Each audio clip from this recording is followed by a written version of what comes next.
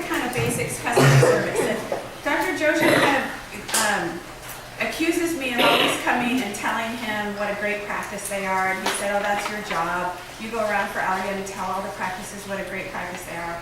And that's really not my job. My job is really to find, my job is a lot of things, but in terms of great practices, it's to find the few things that you could do even better. So financially, you're very sound and you're really a solid practice. You guys have a phenomenal staff. It's been so fun to watch you grow over the last 4 years that I've worked with you. Just amazing people, the right people in the right seats on the bus, so to speak, and the book Good to Great. But I'm going to challenge you a little bit today to think a little bit more, and what do we do now that we're a top practice, and how do we get to be even better? And so that's what we're going to kind of talk about today. So just some of you, I think most all of you know me, but I've been in sales and marketing for 25 years, 13 years with Allergan, specializing in the aesthetic marketplace. My personal areas of focus are customer service, profitability, marketing, staff training, recruitment, conversion, and retention of patients. And I get to work with the top practices in all of the Southwest, so down into New Mexico, part of Texas, all of Vegas, San Diego. Okay, so I have a couple questions for you. I want you to think. I know it's early. Do you think you have a good job? Yes. Great. Tell me why. Because Dr. Joshi is amazing. He listens to what you say.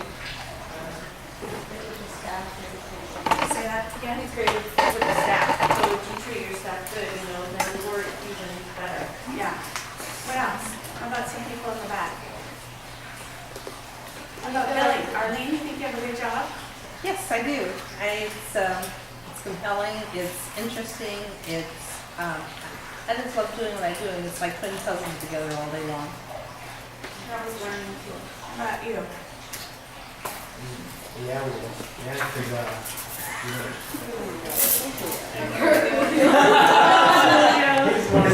if Dr. treats us good, then, we're going to keep the patients better too.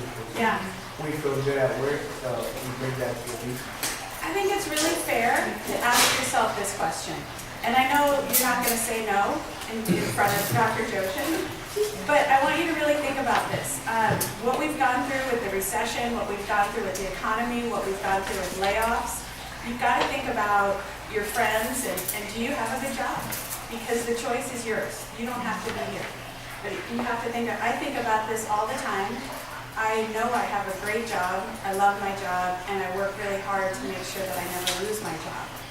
But it's an important question to think about. You have the right to think about this. Do you like your job? Different question. It's, yeah, I have a good job, I get paid pretty well, I have a good boss. Do you like it? Yes. Again, you're not going to probably say no to me right now, but, but I want you to think about this. Do you like it? Are you really willing to kind of do the best? Because that's where we are with this practice, is really understanding what is your role, every single person's role in the success of this business moving forward. And are we willing to kind of take that next step to really make the practice even better?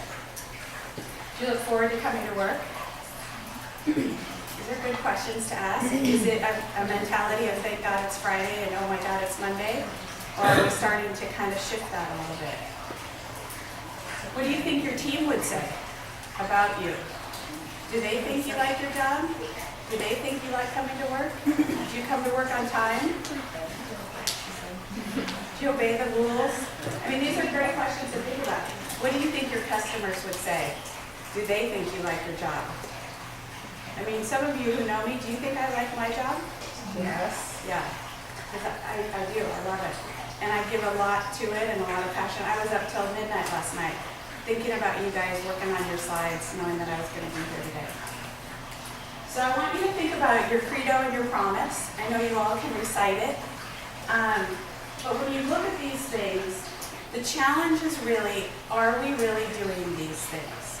They're wonderful, credos and promises. But are we really living and breathing this every day? And that's what's going to make the difference. I definitely think there are days, there are hours, there are minutes that you're absolutely doing this, but are we doing it all the time? Anything specific you want to call out here? Anybody kind of look at this and go, yeah, we really do that well? What about this? gentlemen are the most important resources. I think from the top down, this is definitely true. I mean, I've never seen a practice take as good care of their employees. I mean, every time he wants to change something, he throws a contest at you and gives you the ability. And I know that has affected, sometimes the back office doesn't get, some of the contests, but he's willing to do whatever it takes to help get things moving and to give to you to do it. Robert and I were talking yesterday, we walk into practices where it's just a bummer to even be in that practice. The people are just, how did you describe it? Well, you can feel the energy, which is negative. People are unhappy, they have their head down. They're afraid, they're scared.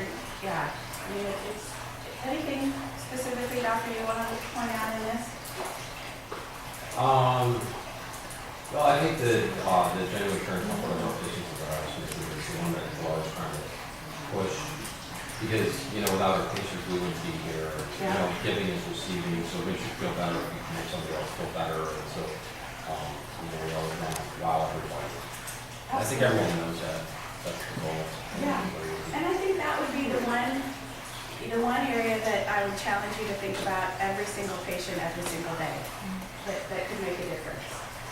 Okay, so a couple of questions. Are you truly committed to excellent customer service? Do you realize that every patient encounter inquiry is important? And are you bringing your A game all the time? Do you check your personal life at the door on a coat hanger, they say, and then you come to work because you're paid to be here and you're working, and then you pick up your personal stuff and take it back home? Or do we take our personal stuff into the job? I mean, these are just questions you have to ask yourself. And I don't really know the answer, I'm just challenging you. Remember that today is more important than ever to focus on customer service, mainly because of the economy and because of the competition you've got going on in the dollar too. So my goal for you is to like your job and to look forward to coming to work every day. Because when you are in this mindset, you will be the best. Now, secondarily, I also want to see this practice grow and be the local, regional, and national leader in medical aesthetics that it should be. So those are my kind of two goals. So I want you to think about, we do this at Allergan, it's a concept of leadership as a choice. And I think it's a really good mindset to think about. Everything you do in your life is a choice. We live in a wonderful country. You don't have to brush your teeth. You don't have to do anything. Now there's consequences. You'll have bad breath, your teeth might get grody, and there's consequences, but you don't have to do anything. So your job here, your role here is a choice. You can always make that choice. And I guarantee you there's 30 people who would like the choice to work here. Everything is a choice. Choice is versus I have to or I should. It's I choose to. I choose to go to work. I choose to have this job. I choose to do the best. Remove choice from your life and you remove your spirit, right? Internal versus external control. So pointing your fingers at others versus internal control and your own choice is what gives you power. Leadership is a choice, and it's time to be the leaders that you are. I think that's really the message. This is from a guy, Charlie Shepard at UCSF. Leadership is a choice. And you'll hear more about this as we move forward. Knowing leadership is different than walking it.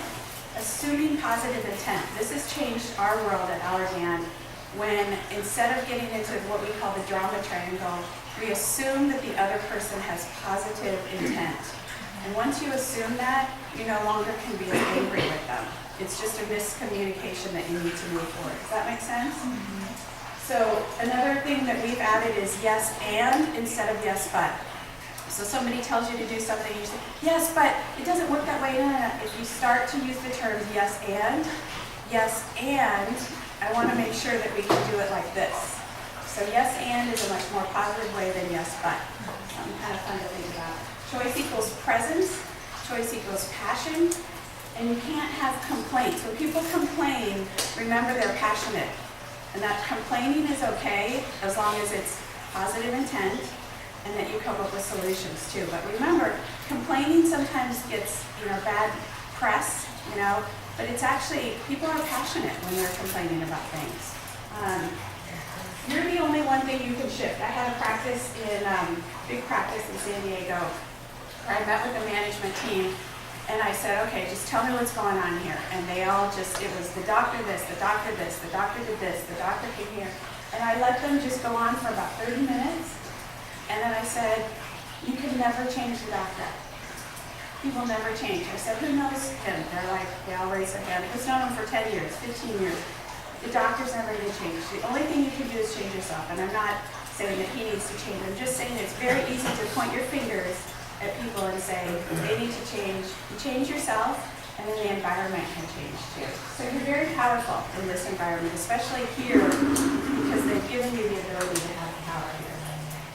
Okay, so we're going to kind of discuss the state of the economy, how customer service differs in a medical practice, examine ways to successfully convert telephone inquiries. We've worked a lot with the front desk, so we're going to just touch on this, and then we're going to talk about uncovering new tools to convert inquiries into procedures too. And I know that scares people because it sounds like sales, but that's not what we're going to talk about really.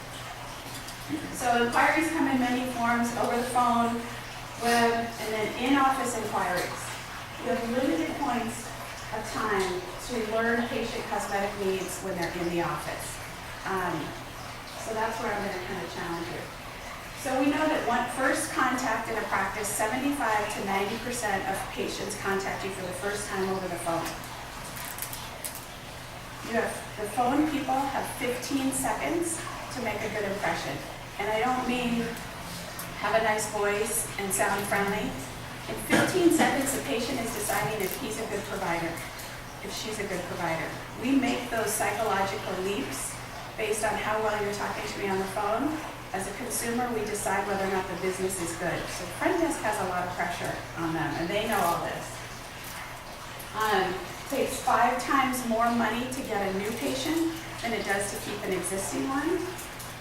And happy patients tell 4 to 5 people, and unhappy patients tell 10 to 12. 9 to 12. And then happy patients aren't as price sensitive. Have you found that too? Once they're your customer, they're not asking all it's about price. So this is kind of what our economy looks like right now, right? People are afraid to give up their money. So it's improving though. Customer confidence is definitely improving. The luxury index, we track the luxury index because that's what our products sort of fall into. It's definitely improving. More than ever, every call is important. Every patient encounter is important. Every patient treatment is an advertisement for you out there, and we have to create these extraordinary experiences. So we talk about differentiation. You know, competitors can do the same thing that you guys do. If you don't offer quality, you're not in the game. There's always going to be someone who will undercut your price. So the real value is honestly you. It's the way you treat the patient. And there's no one else in this valley that is set up to have better customer service than you guys. I really believe that. So it's kind of fun to look at, let's look at a couple of pair of diamond earrings. So anybody throw out, looks like they're just under half a carat. How much do you think this is? These are just a rough idea. Come on, the girls know. 800. 800? Any other bids? Wait, what is the half a carrot you said? I'm sorry, Yeah, just roughly. It's just roughly. Are we getting a special? Yeah, you're all getting a pair if you guess it right. Okay, so does it change anything if I put this next to it? Yeah. It'll be cheaper. If all these probably, yeah. Does it change anything if I put this next to it? Yes. Goes higher. Isn't that amazing? The actual item did not change. Our assumption is it changed, right?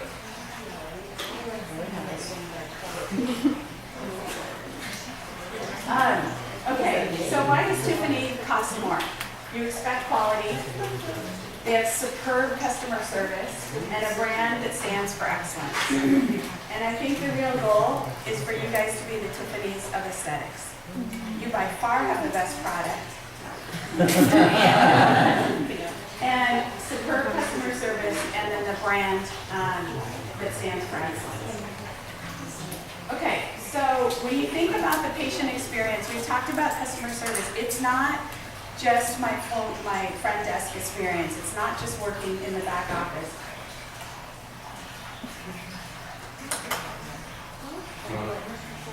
Oh, appointment for her?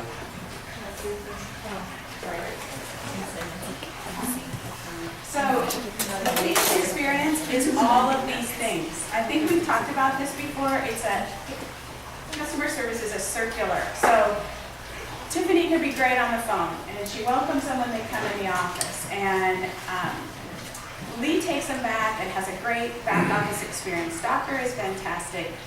And then for some reason, checkout, there's no one there. And whoever runs up to the front doesn't really know what they're doing, and they bill for the wrong thing, or they don't bill them at all, or and Arlene has to follow up with them and try to. And that they could have a great experience, and one of these items goes bad, and they have bad customer service. It's not fair, but it's how we work psychologically, and especially if it's the end of the experience. We really luck out. So I think I've told you this story about my favorite restaurant in La Jolla, George's, where I know I told some of the front desk. I walked in, and I want to say receptionist, the hostess, looked up and said, "Miss Lewis." So she had figured out who I was based on, and she took a guess, but she figured out who I was based on the reservation. She said, "We're so excited to have you here. Your table's ready, you're gonna love it." She starts walking me back to the table like halfway backwards, telling me about the waitress, telling me about the food, telling me about the table. I'm like, that's awesome.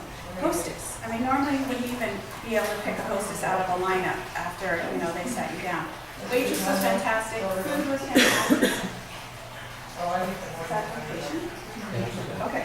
And the whole experience was great. We weren't going to have dessert, but the waitress explained that it sounded fantastic, so we ordered 4. It was awesome. Yeah. So I was telling this story to some people in La Jolla, and somebody goes, "Oh, I hate George's." "How can you hate George's? It's like the perfect restaurant." And they said, "We had the exact same experience you did for dinner, and then we went to the bar and had a drink. And the bartendress was an absolute nightmare. And she called me something else, but so a $300 dinner and a $12 drink, and she now had a terrible taste in her mouth about that whole experience. It's not fair, but it's how we all work. And so everybody needs to be on board with whatever section of this is yours to make sure it's a great experience, right? You can't afford to have one person on your team have a bad day. You just can't. You got to pick your bad day at the door, come to work, or you can pick up your bad day if you want on your way out. Right? Okay. So, we talked about this. Customers go away.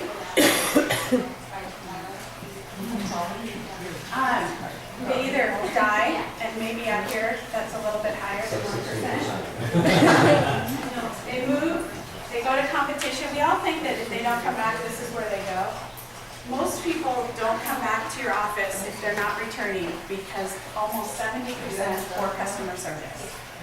We just found somebody in the staff that we didn't really like, and we just decided we didn't want to come back. It's not fair, but it's just how it works. I'll give you these slides too. So it's interesting when you think about customer service. You've got good outcomes, right? If you have great outcomes and you have extraordinary customer service, that patient becomes an advocate, which means they tell all their friends. But you can have great outcomes and kind of bad customer service, and they're sort of wishy-washy. So good outcomes don't overcome. It's gotta be both. So if you have bad outcomes, but you have great customer service, it's as good as having great outcomes and poor customer service. It's sort of interesting to look at the continuum, and obviously this is where we want to get. Loyal customers and advocates, right? So it's a mix. I'm going to say, you already have great outcomes. I think you've got great customer service too. We want to just challenge that even better. Things you need to think about that really turn patients off. Do you have an appointment? Have you been to the office before? If they're an existing customer. Because they think you know them, right? Laughing too much or too loud, that's kind of hard here. You guys have some fun, but you want to be a little bit careful. And customers are different. You've got different personalities, but you want to watch this. Discussing your personal life or personal chatter. Does that ever happen here? Never, right? Arguing with coworkers, does that ever happen here? Never. An unattended front desk, does that ever happen? Eating at the front desk or the smell of food in the office? Yeah. And I'll give you these slides. What also turns them off, not looking professional. How do you present yourself? Most of your patient demographics are in older demographics, and they're just generally a little more formal, a little more conservative.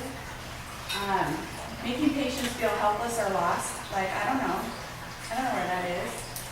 The clipboard and chain reading, that's kind of what we're talking about with the hostess, but that, having your name and writing it down and not really looking at them and engaging with them. Being too busy for the patient. So this sometimes happens in the back. You have to fill in, everything over the computer. And you're not really engaging with the patient, so they think you're too busy and ignoring them, right? So how do you provide excellent customer service? You have to be timely, respond to their requests or their programs, their problems. There's delays, front desk, wait room, back office, waiting in the room. You've got to explain to them what's going on so that they know that you care. Be a good listener. Show patients the same courtesy that you would expect in any other business. Listen actively, try to give each patient your full attention, pay attention to body language. So we talked about this with the front desk. So you're gonna have to put people on hold, but if you say, hold please, and they say, then you wanna respond to that. I'm sorry, would you rather I call you back? You don't just continue to put them on hold. You have to listen to what they're saying to you. You want me to move that over? Does the sun come No, up it's here? okay. Okay. Take pride in your appearance. First impressions are important. Be well groomed and follow practice guidelines. And this is important. I had a friend that went into a practice and she's a little older and she said, and they were wearing like these super funky tennis shoes and she's like, it was nice that they were in scrubs, but they were in these really loud, funky tennis shoes and I sort of thought, this person can't really educate me on what I need to do for my skin. I mean, it's her impression, but you've got to think about all these things. Okay, so how you can really reach customers or reach out, recognize patients immediately when they arrive, have a practice that's set up like yours, and as soon as somebody walks through the door, the eyes go up and they greet them walking in. I know that's tough here, but if you can do it more often than not, it makes a big difference. Smile, making eye contact, addressing your patients by name when that's appropriate and not a HIPAA violation. Be friendly, obviously. If you're unsure if somebody needs assistance, ask them. It's tempting in our weird psychology. When we see somebody struggling, we sort of want to watch. It's like an accident. We want to watch and then see what they're going to do and if they're going to make a fool of themselves or something. You really want to help them, ask, see what they need. Always willing to share your information. You guys are by far the most educated staff I've ever known. And when I tell the other consultants across the country the way you do lineups and the way you do education, nobody does that. It's phenomenal. You guys know your stuff. Be willing to share it. If you don't know the answer to a specific problem, obviously find out the answer. Demonstrate your confidence. This, I think, is where you really are the best educated. It's time now to step up and demonstrate your confidence. Know 3 things about every product. You already know all this. Explain what you're doing. When you're doing things, just explain. I know doctors do this very naturally. Well, first I'm going to do this. Now this is going to hurt a little. Put a little alcohol here. Same thing if you're an MA. It's, explain what you're doing. Look for opportunities to serve. Both your patients and your coworkers. I know sometimes it's a great team environment, but I know sometimes there's a little bit of front desk back office rivalry. What if you change that around and actually help each other out a little bit, and change the paradigm.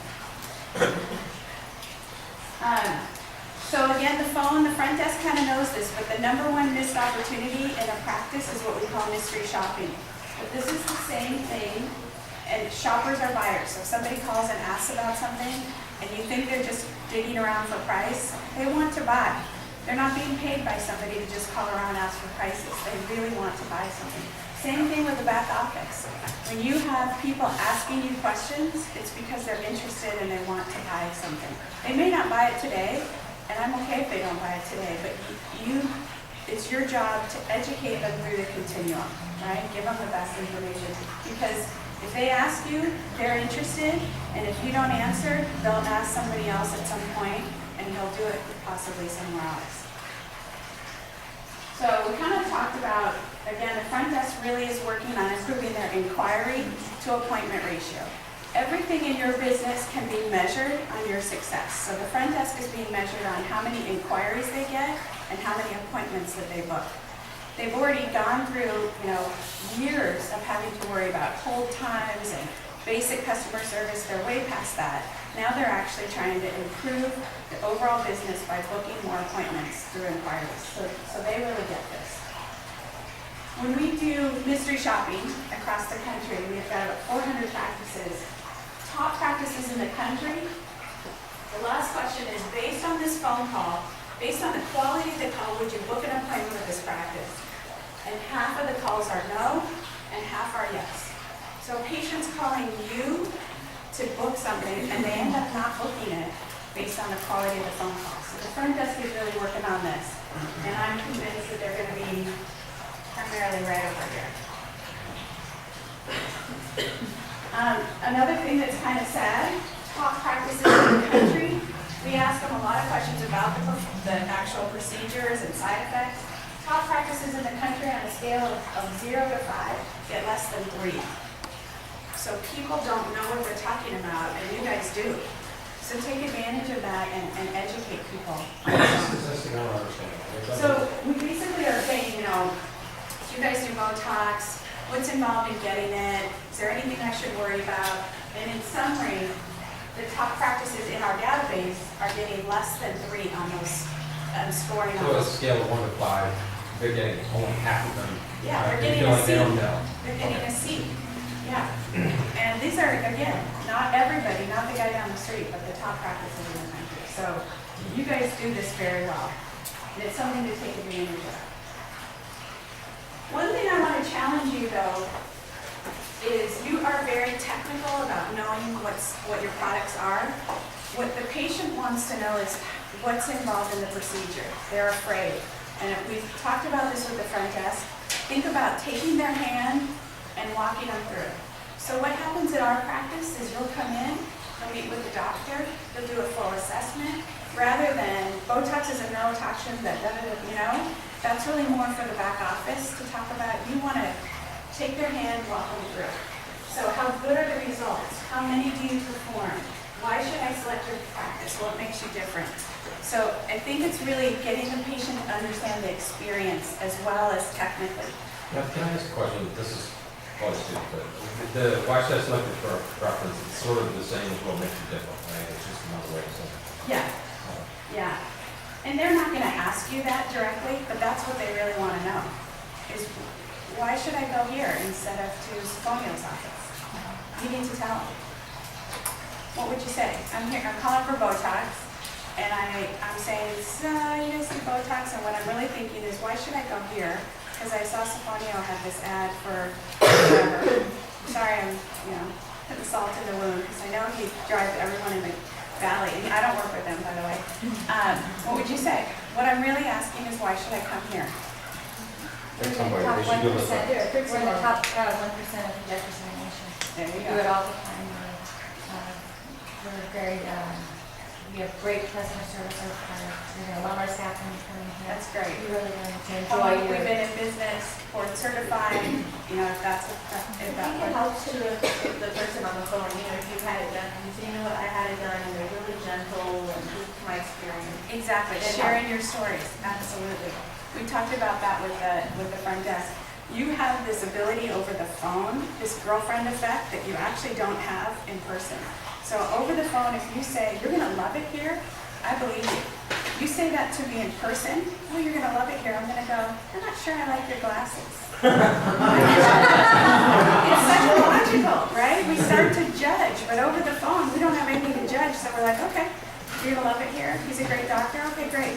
I just believe you. So the phone people have a lot of ability to really change things. Okay, lesson number 1, you already know this, know your products and services. Nationally, we do a great job of quoting and explaining price of the procedure. You need to understand, and this is kind of what I want to challenge you as well, and maybe even in your lineups, what's the process? So not only what is the product, what's the process I'm going to go through to get it? What kind of downtime? I had a friend who went through something for her hands and she was ready to do the procedure, and then she found out later there was 10 days downtime on it. And so that wasn't explained. And so she booked an appointment and had to cancel it. So just really understanding, the process. Asking questions, the front desk knows this.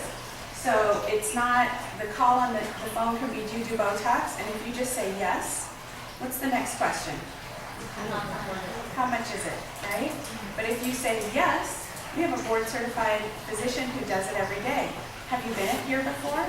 And I take over the call and I lead it, it changes everything.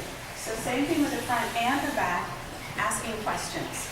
I don't know if we're at the right slide, but I really want to challenge the back. I know you guys are busy. I met with May yesterday because we have a real opportunity to improve conversion in the back. And I know MAs did not go to school to sell.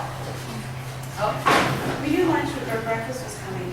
We're going to just go a little bit further and then we'll take a break for breakfast. So I know that you guys input the cosmetic interest questionnaire, right?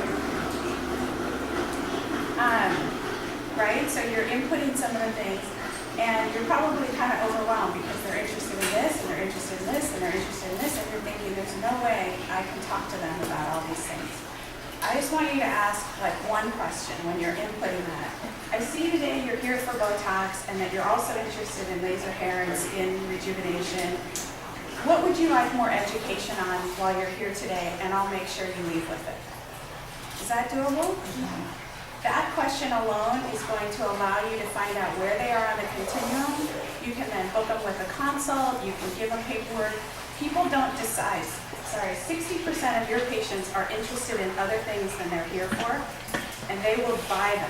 I know I've told you the story about the place I went and had laser hair done. I was in their office every month, and I sat there numbing for 45 minutes, and I had filled out an interest questionnaire and told them all these things I wanted to do. About 6 months into it, the doctor found out I was a consultant and said, my business is failing, what should I do?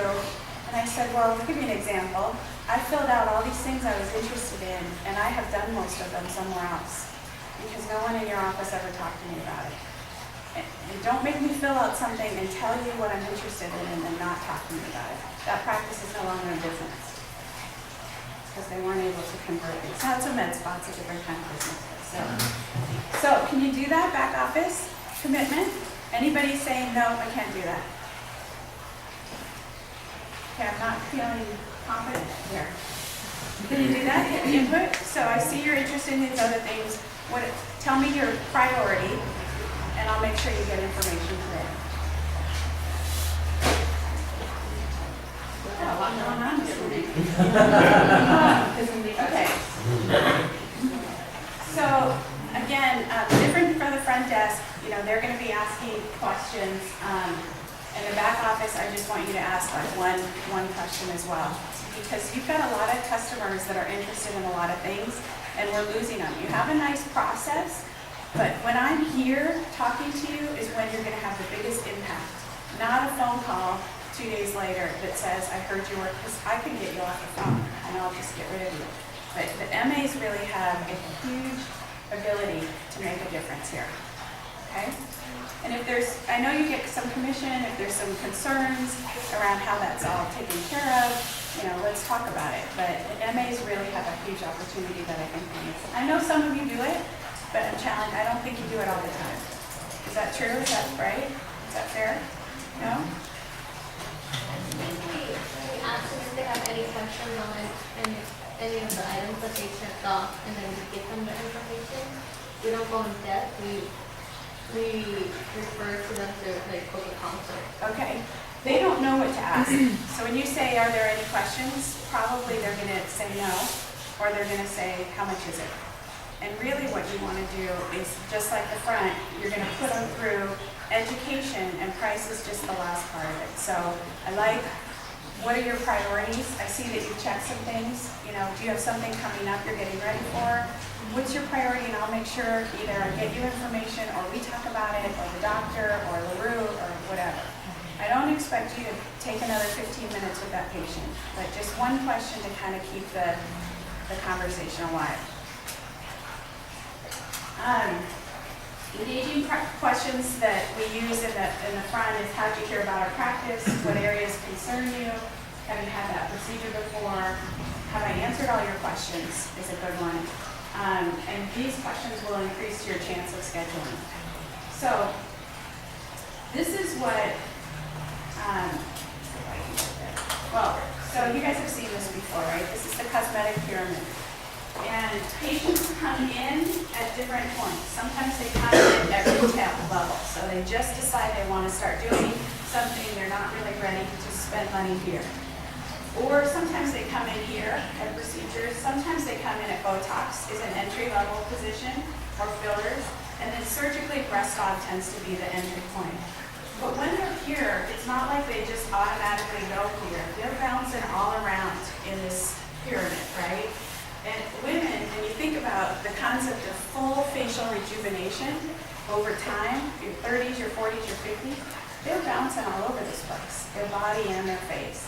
So if somebody is here for one thing, chances are they want all these other things too.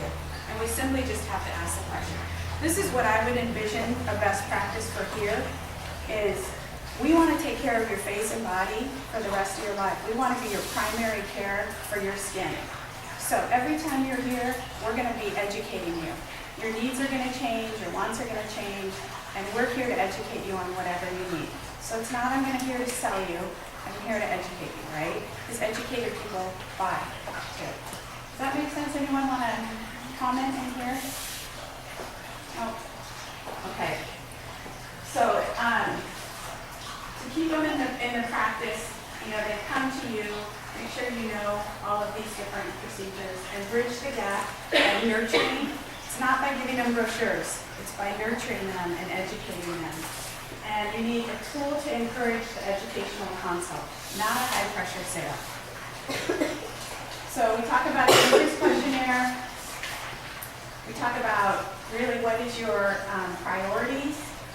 And I know you don't use that, but this is what we have set up as a best practice. And I want to show you what we could set up, but we're not. And all I'm asking you is back office is one question to ask. So this is what we've seen as the best.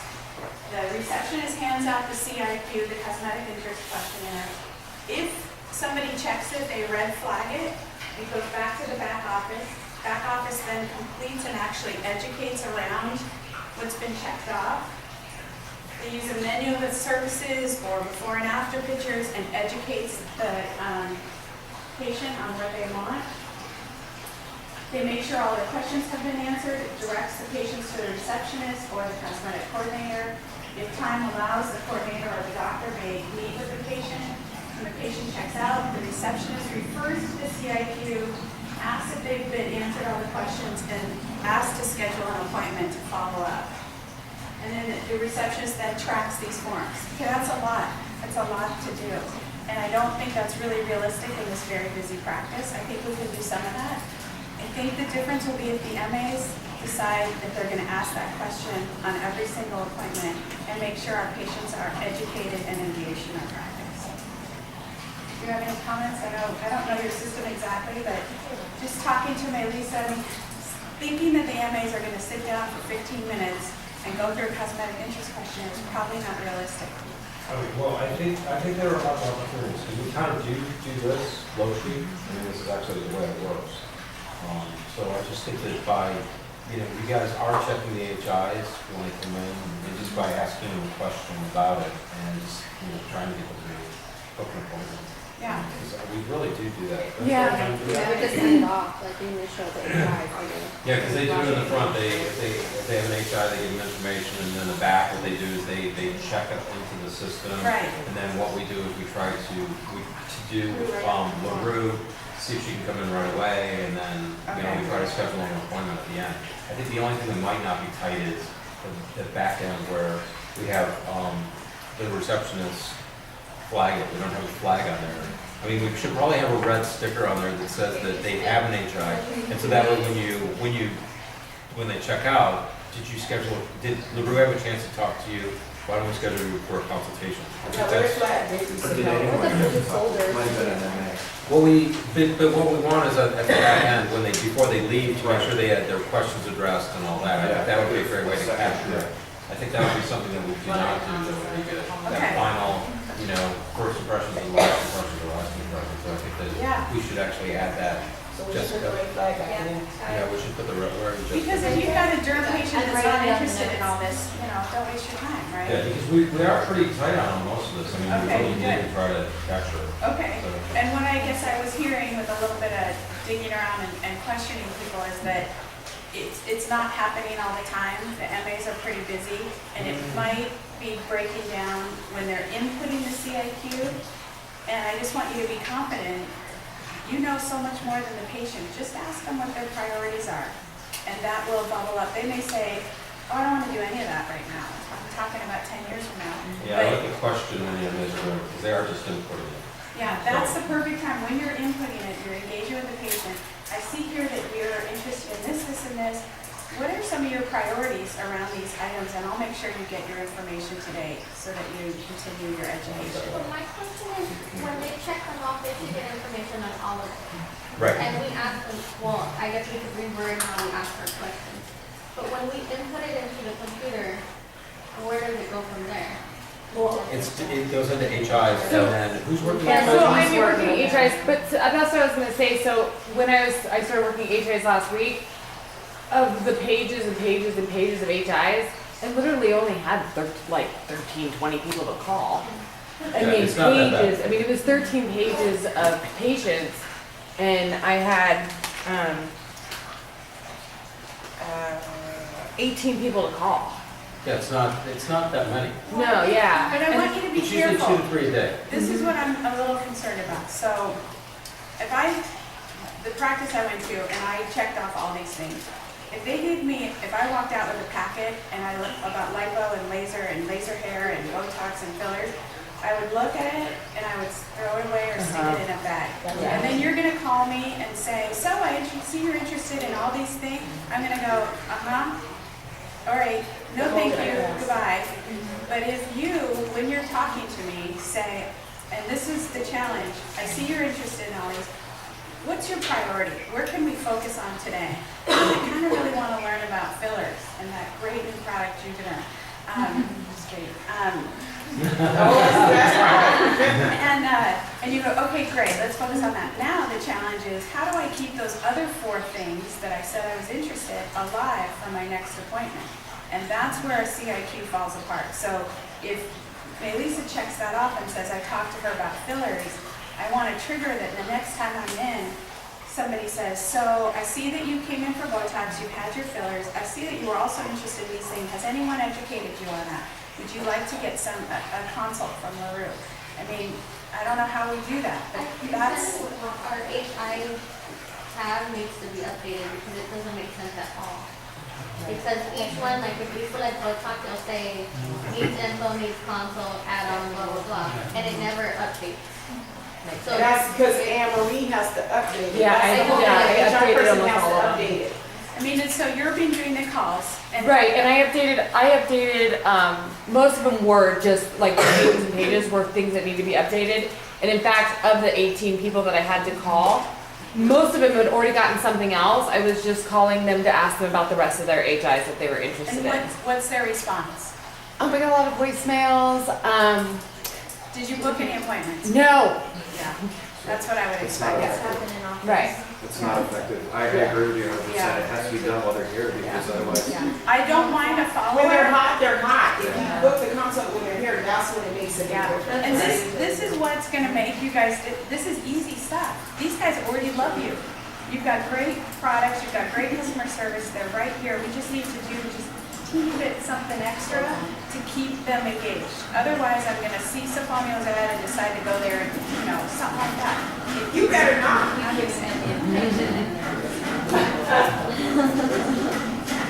using that because I know I'm getting his attention. All right, we'll look at that a little bit more. So, Stuck here. You have to stay for the day. yeah.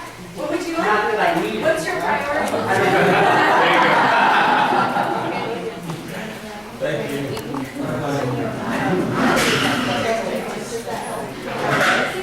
So they're there for the day. They're right in front of you. You know, what additional information do they need?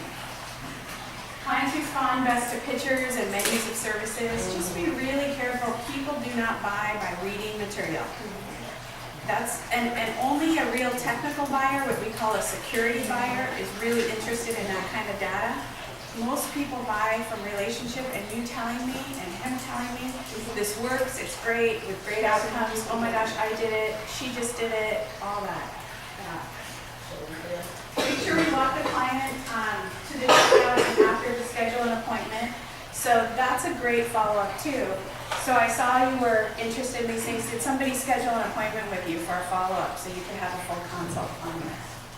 Process typically fails at the end. We lose the interest. So once the patient commits to action, remember, people are on a continuum. They either have no interest, they need additional information, they're ready to schedule, or they're booked. And you're just simply trying to figure out where they are on the continuum. When you ask them about priorities and have a couple of questions, you'll find out quickly if they're at D already. But if not, as a medical provider, it's your duty to keep them educated and knowledgeable. Be ambitious, but be realistic too. So, consider ways to engage and re-engage the patient in a cosmetic pyramid. Look for areas of opportunity to improve patient engagement throughout the entire experience. Use your tools and resources to successfully stimulate aesthetic procedures and product growth. And if you're not answering patients' questions, you create awareness of your offerings and make recommendations that you are really satisfying their needs. Okay? And so now I'm kind of going back to the first question. You know, are we really committed to excellent customer service? So can I verbally hear a yes or a no? Yes. I think you are. Do you realize that every patient encounter and inquiry is an opportunity to solve unmet needs? Yes. And are you bringing your A game? Yes. Today's a long day, right? So we're going to bring our A game and then we're going to have a big old party tonight. You've got your biggest turnout ever, mainly because you're using Allergan products. But remember that today is more important than ever, especially in this economy, to focus on customer service. This is what really differentiates your practice. You guys really are phenomenal. Your growth has been phenomenal financially. I think it's time to really step it up. I want to see you guys go Black Diamond with us, which is a no-brainer. You absolutely should be. Is Black Diamond the price? We want to see Black Diamond. That's right. Close. That's right. You're very close. But more than anything, I want to see your business succeed, for you to be happy and to like what you're doing and be thankful for the great employers that you work for, and enjoy your life and enjoy your work. We spend a lot of time here, right? More than with our family. So it's your choice. Remember, you've got the choice to what kind of attitude you bring to the game. So bring it on. All right? Thank you, guys. I think we're going to meet maybe just with the management team a little bit too. But you guys grab some breakfast and have a great day. Before we